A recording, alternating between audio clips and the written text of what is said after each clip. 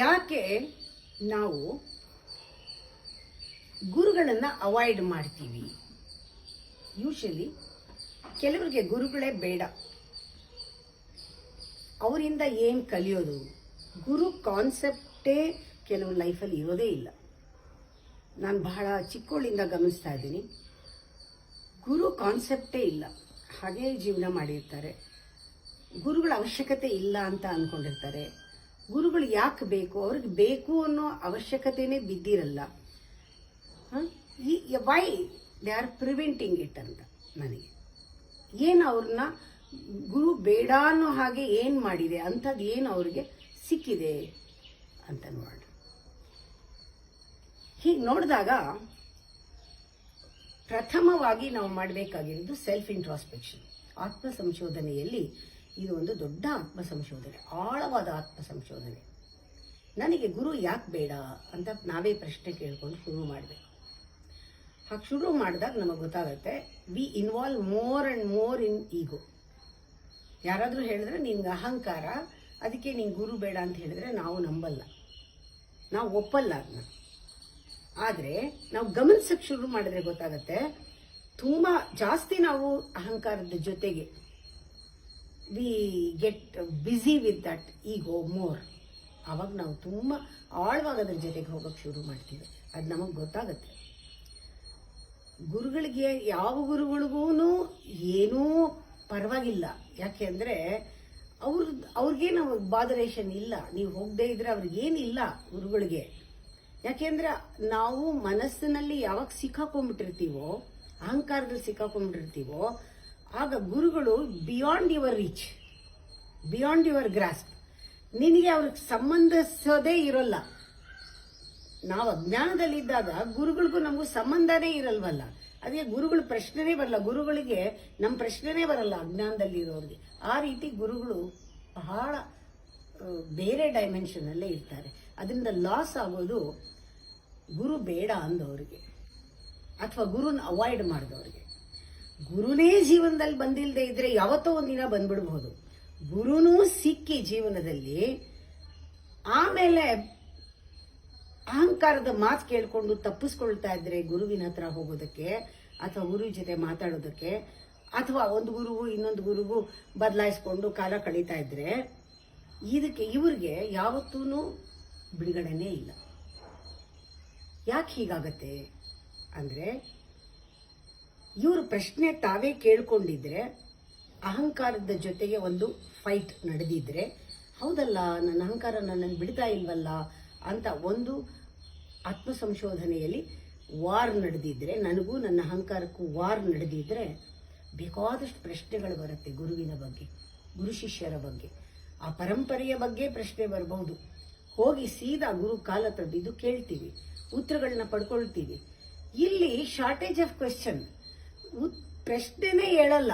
ಅಯ್ಯ, ನಾವು ಪ್ರಶ್ನೆ ಬಂದ್ರೆ ತಾನೇ ಗುರುಗಳ ಹತ್ರ ಹೋಗೋದು, ಡೌಟ್ ಬಂದ್ರೆ ತಾನೇ ಗುರುಗಳ ಹತ್ರ ಹೋಗೋದು.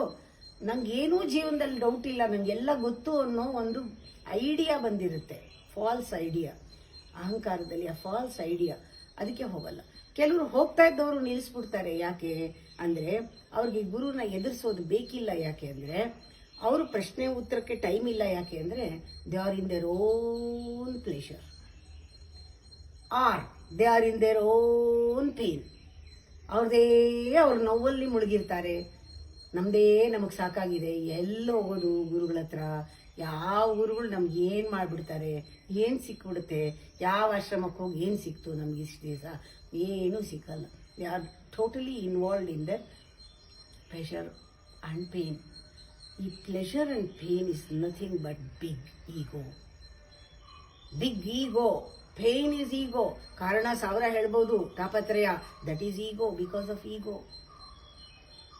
ಬೇಕಾದಷ್ಟು ಸುಖವಾಗಿ ಕಾಲ ಕಳೀತಾ ಇರ್ಬೋದು, ಪ್ರಪಂಚ ಎಲ್ಲ ಮರೆತು, ಗುರುಗಳನ್ನ ಮರೆತು, ದಟ್ ಈಸ್ ಆಲ್ಸೋ ಈಗೋ. ಅವ್ರು ಯಾವತ್ತೂ ಫೈಟ್ ಮಾಡೇ ಇಲ್ಲ ತಮ್ಮ ಜೊತೆಗೆ, ತಮ್ಮ ಅಹಂಕಾರದ ಜೊತೆಗೆ ತಾವು ಫೈಟ್ ಮಾಡೇ ಇಲ್ಲ. ಹೋಗ್ತಾ ಇರ್ತಾರೆ, ಅವ್ರಿಗೆ ಗೊತ್ತೇ ಇಲ್ಲ ಅವರು ಅವರ ಓನ್ ಕಂಡೀಷನಿಂಗ್ಗೆ ಯಾವ ರೀತಿ ಸಿಕ್ಕಾಕೊಂಡಿದ್ದಾರೆ, ತಮ್ಮದೇ ಆದ ಒಂದು ಅಬ್ಲಿಗೇಷನ್ಗೆ ಯಾವ ರೀತಿ ಸಿಕ್ಕಾಕೊಂಡಿದ್ದಾರೆ, ತಮ್ಮದೇ ಆದ ಆ ನೋವಲ್ಲಿ ಯಾವ ರೀತಿ ಸಿಕ್ಕಾಕೊಂಡಿದ್ದಾರೆ. ಪರ್ಸನಲ್ ಕಂಡೀಷನ್ಸ್, ಪರ್ಸನಲ್ ಕಂಡೀಷನ್ಸ್, ಯಾವುದಾದ್ರು ಪರ್ಸನಲ್ ವಿಚಾರದಲ್ಲಿ ಸಿಕ್ಕಾಕೊಂಡ್ಬಿಟ್ಟಿದ್ದಾರೆ, ವೈಯಕ್ತಿಕವಾಗಿ ಸಣ್ಣದೊಂದು ನರಕ ಮಾಡ್ಕೊಂಡ್ಬಿಟ್ಟಿದ್ದಾರೆ, ಅವ್ರಿಗೆ ಬರೋಕ್ಕಾಗೋದೇ ಇಲ್ಲ. ಮನುಷ್ಯ ಯಾವತ್ತೂ ರಿವೋಲ್ಟ್ ಮಾಡಲೇಬೇಕು, ಇಲ್ಲದೆ ಇದ್ದರೆ ಅವನು ಒಡೆದ ಕನ್ನಡಿ ತರಹ.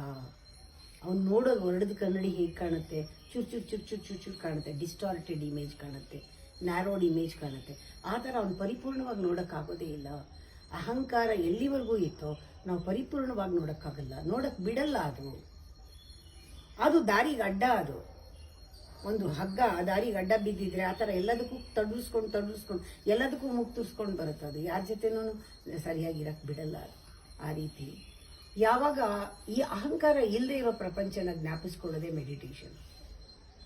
ಅಹಂಕಾರ ಇಲ್ಲದೆ ಇರೋ ಪ್ರಪಂಚದಲ್ಲಿ ಈ ನ್ಯೂಸೆನ್ಸ್ ಏನು ಇರೋದೇ ಇಲ್ಲ, ಆರಾಮವಾಗಿರ್ಬೋದು. ಇದಕ್ಕೆ ಒಂದು ದೊಡ್ಡ ಪರಿಣಾಮ ಅಂದರೆ ಸೆಲ್ಫ್ ರಿಯಲೈಸೇಷನ್ ಫ್ರೂಟ್ ಯಾವುದು ಅಂದರೆ ಫ್ರೀಯಿಂಗ್ ಫ್ರಮ್ ಅಹಂಕಾರ. ಫ್ರೀಡಮ್ ಫ್ರಮ್ ಅಹಂಕಾರ is the fruit of self realisation.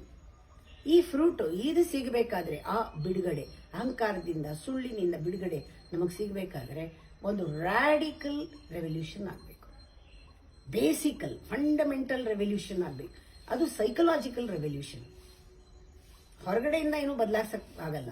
ಆ ಸೈಕಲಾಜಿಕಲ್ ರೆವಲ್ಯೂಷನ್ನಲ್ಲಿ ಈ ಅಹಂಕಾರದಿಂದ ನಾನು ಒಳ್ಳೇದು ಅಂತ ತೋರಿಸ್ಕೊಳ್ತಾ ಇದ್ದೀವ. It's a modification of bad. All your good is modification of bad. ಅದಕ್ಕೆ ನೀವು ಹತ್ರ ಹೋಗಲ್ಲ ಗುರುಗಳ ಹತ್ರ. ಗುರು ನಿಮ್ಮ ಒಳ್ಳೆತನ ಬೇಕಿಲ್ಲ ಅವನಿಗೆ, ಅವನಿಗೆ ಬೇಕಿರೋದು ಸತ್ಯ. ನಿಮ್ಮಲ್ಲಿರೋ ಸತ್ಯ ಬೇಕು ಅವನಿಗೆ, ನಿಮ್ಮ ಒಳ್ಳೆತನ ಬೇಕಿಲ್ಲ. ನೀವು ಒಳ್ಳೆಯವರಾಗಿ ತೋರಿಸ್ಕೊಳ್ತಾ ಇದ್ರೆ ಅದು ತೋರಿಸ್ಕೊಳ್ಳೋದು ಹೊರತು ಇಟ್ಸ್ ಎ ಮಾಡಿಫಿಕೇಶನ್ ಆಫ್ ಬ್ಯಾಡ್ ಅಂತ ಗುರುವಿಗೆ ಗೊತ್ತು. ಗುರು ಹತ್ರ ಒಳ್ಳೆತನ ನಡೆಯಲ್ಲ, ಗುರು ಹತ್ರ ಸತ್ಯ ನಡೆಯುತ್ತೆ.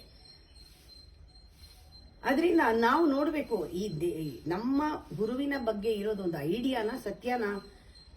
ಐಡಿಯಾ ಏನು? Idea is the result of all your thoughts. ಏನೇನು ನೀವು ಯೋಚನೆ ಮಾಡ್ಕೊಂಡಿದ್ರೋ, ನೀವು ಸ್ವಂತವಾಗಿ ಯೋಚನೆ ಮಾಡ್ಕೊಂಡಿದ್ರೋ ಅದರ ರಿಸಲ್ಟ್ ಏನೇ ಒಂದು ಐಡಿಯಾ. ಆ ಐಡಿಯಾ ಮೇಲೆ ನೀವೇನು ಮಾಡ್ತಿಲ್ಲ, ಸಿಕ್ಕಾಕೊಂಡ್ಬಿಟ್ಟಿದ್ದೀರಾ ನಿಮ್ಮ ಐಡಿಯಾಗೆ. ಅಥವಾ ಅವರು ಇವರು ಹೇಳಿದ್ದು ಥಾಟ್ ಐಡಿಯಾ ಆಗ್ಬಹುದು. When your mind or head dominates your heart, ಆಗಲೇ ಆ ರೆವಲ್ಯೂಷನ್ ಆಗಬೇಕಾಗಿರೋದು. ಸಡನ್ ರೆವಲ್ಯೂಷನ್ ಅದು ಆಗತ್ತೆ. ಈ psychological revolution heart and head together ಹೋಗಬೇಕು. ಗುರುನ ಅರ್ಥ ಮಾಡ್ಕೊಳ್ಳೋಕೆ you will be capable of understanding guru or the ashram or the subtlety or the spirituality. Heart and head ಎರಡೂ ಬೇಕು, ಹೃದಯ ಮತ್ತು ಮನಸ್ಸು ಎರಡೂ ಬೇಕು. ಆವಾಗ ಅರ್ಥ ಮಾಡ್ಕೊಳ್ಳೋಕೆ ಸಾಧ್ಯ. ಎಲ್ಲಿ ಡಾಮಿನೇಟ್ ಮಾಡುತ್ತೆ, ಯಾರಿಗೆ ಡಾಮಿನೇಟ್ ಮಾಡಿದೆ ತಲೆ ಅಂದರೆ ಹೆಡ್ ಡಾಮಿನೇಷನ್ ಯಾರಿಗಾಗಿದೆ, ಹೃದಯದ ಮೇಲೆ ಒಂದು ಸ್ವಾಮಿತ್ವ ಕಳಿಸ್ಕೊಂಡಿದೆ ನಿಮ್ಮ ಬುದ್ಧಿ, ಅಲ್ಲಿವರೆಗೂ ಅಹಂಕಾರ ಗುರುಗಳನ್ನ ನೋಡೋದಕ್ಕೆ, ಮಾತಾಡೋದಕ್ಕೆ, ಹೋಗೋದಕ್ಕೆ, ಇರೋದಕ್ಕೆ ಬಿಡೋದಿಲ್ಲ.